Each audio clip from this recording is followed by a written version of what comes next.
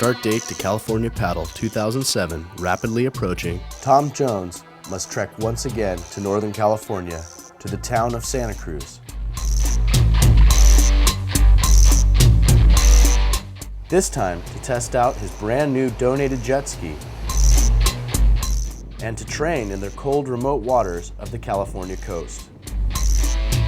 Pat Manzel, who flew his son all the way out from Florida to buy it for us and donated it to us for this. We want to thank you, Pat, because the jet ski's rad.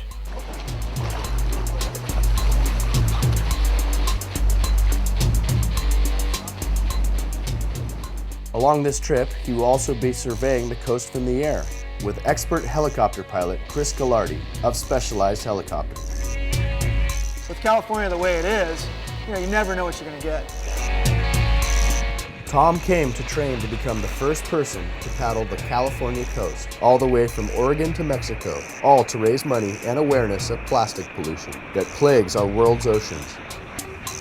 Along for the training mission were experts from their respective fields: veteran water photographer Mike Peralta, We got a fish. Kyle Kohler, boat captain, myself, and my brother Zoltan, the Torkos brothers. Great day in beautiful Santa Cruz. Sean Van Summeren of the Pelagic Shark Research Foundation came along in the boat to offer advice on the treacherous journey ahead. And one of Tom's greatest concerns, the great white shark. Sharks are definitely part of the scenery here on the California coast, Eastern Pacific, and Tom does need to think about sharks, and I don't need to remind him of that because he's thinking about them anyway. Getting to the dock early in the morning, we launched the boat and the brand new jet ski for its maiden voyage. Trekking up the coast to an undisclosed location, Tom was able to experience what it'll be like to be far from anyone in the middle of the ocean, day after day.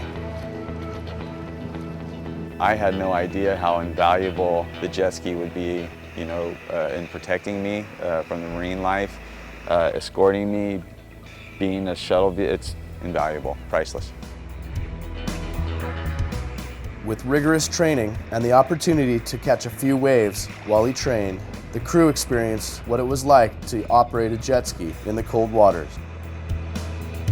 One unforeseen problem: kelp. We learned that you can't take it into kelp areas. We learned a lot of stuff about the jet ski and how it operates under harsh conditions. It would have been very foolish of me not to come up here and try to test the thing and really get to know it in these conditions because it can be easily lost. 10 minutes either way out of Santa Cruz and you're almost out in the middle of nowhere. Will we go a half hour or something? Now you're really out in the middle of nowhere. What if somebody gets hurt? I mean, the whole thing was a huge eye-opener. I'm talking about the marine life.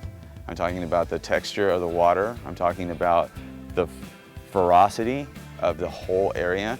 I mean, it doesn't take a rocket scientist to take a look off the cliff and realize this place could eat you alive and not even burp. I mean, so it has my attention. I drove up here the whole way asking the ocean for permission to cross it.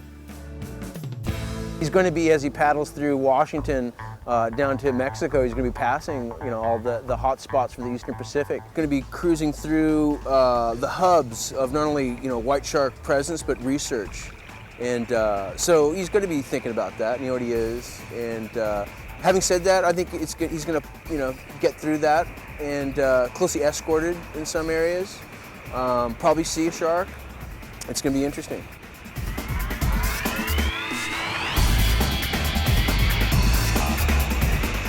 The whole thing was a huge eye-opener, and I'm incredibly grateful to the people up here for taking ownership of their ocean and understanding that this is to, better the planet. Oh. What do you think, Tom? Tired? If I thought, I wouldn't do this. I just do. The whole crew, epic.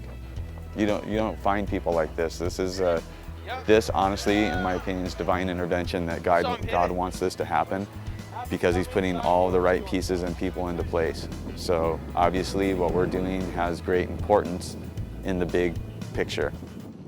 Next is off to Watsonville to join Chris Gallardi of Specialized Helicopters and find out just what perspective he has from flying up and down the California coast. The helicopter perspective lends itself to, being able to see a lot in a very short period of time. And so what we get to see in 5 or 10 minutes, let's say, might take you 5 or 10 hours to paddle. Obviously there's whales, there's killer whales, there's seals, dolphins, different porpoises, sunfish. Tell us about the Big Sur area again. Big Sur area is kind of an interesting one. From a pilot perspective, it faces open ocean. And the wind actually comes barreling down right at the coastline there. So there's a significant amount of wind coupled with really cold water, and it's extra cold down there. And just the grandeur of that coastline is it juts right into the water there. There is some shallows, but it does get pretty deep. So that's why it's really extra cold. But the wind is the big thing, right? You're probably going to be battling not only swell, but also wind. And the wind can get upwards of 35 to 45 miles an hour. On an average day, it's 30 plus miles an hour down there. Right. And the problem again with Big Sur is how long that coastline is to, refuge. Right. There's a lot of coastline in there that there's no access to the roads at all. I mean, I don't even know how you traverse those cliffs if you had to get out of it. There could be some small coves you could wade, no access to mainland. Yeah. I mean, this whole thing is really a neat project, and it brings a lot of awareness to a lot of great things, and obviously it's for a great cause. I want to make the world a better place for our children. We're trying to take it in a responsible fashion to really affect change because it matters for our culture and our whole human race. We're supposed to be the stewards of the planet. And that's what I'm trying to be, is a good steward of the planet and inspire other people to do the same thing. This is about leaving a better place for our children, honestly.